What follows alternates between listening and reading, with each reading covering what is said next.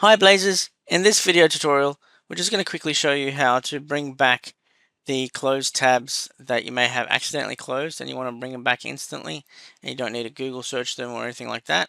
You can bring them back instantly. So let's keep the AmpleBlaze page open, and we want to close the ones here. All you need to do is right click up the top and go reopen closed tabs. It'll bring up the first one. Just keep going.